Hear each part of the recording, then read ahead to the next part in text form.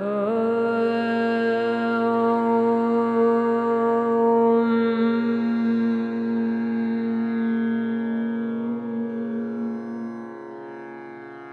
श्री कृष्णा मित्रों, हरि शरणम में आप सबका स्वागत है।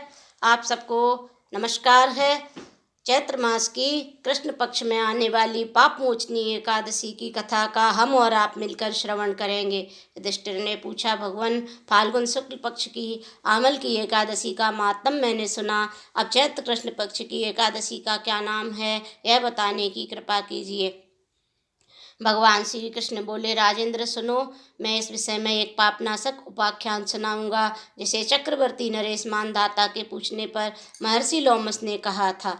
मानधाता बोले, भगवान, मैं लोगों के हित की इच्छा से यह सुनना चाहता हूँ कि चैत्र मास के कृष्ण पक्ष में किस नाम की एकादशी होती है, उसकी क्या विधि है तथा उससे किस फल की प्राप्ति होती है, कृपया ये सब बातें बताइए।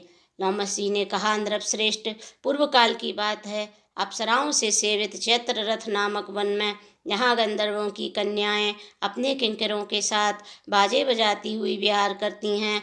मंजू घोषा नामक अप्सरा मुनिवर मेधावी को मोहित करने के लिए गई। वे महर्षि उसी वन में रहकर ब्रह्मचर्य का पालन करते थे। मंजू घोषा मुनि के भय से आश्रम से एक कोस दूरी ठहर गई और सुंदर ढंग से बीना बजाती हुई मधुर गीत गाने लगी। मुनि श्रेष्ठ मेधावी घूमते हुए उधर जा निकले और उस सुंदरी अप्सरा को इस प्रकार गान करते देख सेना सहित कामदेव से परास्त होकर बरबस मोह के वशीभूत हो गए।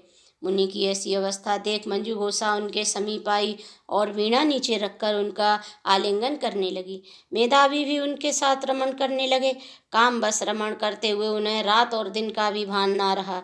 इस प्रकार मुनि जनोचित सदाचार का लोप करके अप्सरा के साथ रमण करते हुए उन्हें बहुत दिन व्यतीत हो गए। मंजू घोषा देवलोक में जाने को तैयार हुई। जाते समय उसने मुनि श्रेष्ठ मेधावी से कहा, ब्राह्मण, अब मुझे अपने देश जाने की आज्ञा दीजिए। मेधावी बोले, देवी, जब तक सवेरे की संध्या न हो जाए तब तक मेरे ही पास ठहरो। अप्सरा ने कहा, विप्रवर, अब तक न जाने कितनी संध्या चली गई, मुझ पर कृपा करके बीते हुए समय का विचार तो कीजिए। लोमशी कहते हैं, राजन, अप्सरा की बात सुनकर मेधावी के नेत्र आश्चर्य से चकित हो उठे। उस समय उन्होंने बीते हुए समय का हिसाब लगाया तो मालूम हुआ कि उसके साथ रहते 57 वर्ष हो गए। उसे अपनी तपस्या का विनाश करने वाली जानकर मुनि को उस पर बड़ा क्रोध हुआ। उन्होंने शाप देते हुए कहा, पापनी, तू पिशाची हो जा। मुनि के शाप से दग्ध होकर वह विनय से नतमस्तक हो बोली, विप्रवर, मेरे शाप का उद्धार कीजिए। 7 वाक्य बोलने या 7 पद साथ साथ चलने मात्र से ही सत्पुरुषों के साथ मैत्री हो जाती है। ब्राह्मण, मैंने तो आपके साथ अनेक वर्ष व्यतीत किए हैं, अतः स्वामिन मुझ पर कृपा कीजिए। मुनि बोले, भद्रे, मेरी बात सुनो, यह शाप से उद्धार करने वाली है, क्या करूं? तुमने मेरी बहुत बड़ी तपस्या नष्ट कर डाली है। चैत्र कृष्ण पक्ष में जो शुभ एकादशी आती है उसका नाम है पाप मोचनी। वह सब पापों का क्षय करने वाली है। सुंदरी, उसी का व्रत करने पर तुम्हारी पिशाचता दूर होगी। ऐसा कहकर मेधावी अपने पिता मुनिवर च्यवन के आश्रम पर गए। उन्हें आया देख च्यवन ने पूछा, बेटा, यह क्या किया? तुमने तो अपने पुण्य का नाश कर डाला। मेधावी बोले, पिताजी, मैंने अप्सरा के साथ रमण करने का पातक किया है। कोई ऐसा प्रायश्चित्त बताइए जिससे पाप का नाश हो जाए। च्यवन ने कहा, बेटा, चैत्र कृष्ण पक्ष में जो पाप मोचनी एकादशी होती है उसका व्रत करने पर पाप राशि का विनाश हो जाएगा। पिता का यह कथन सुनकर मेधावी ने उस व्रत का अनुष्ठान किया। इससे उनका पाप नष्ट हो गया और वे पुनः तपस्या से परिपूर्ण हो गए। इसी प्रकार मंजू घोषा ने भी इस उत्तम व्रत का पालन किया।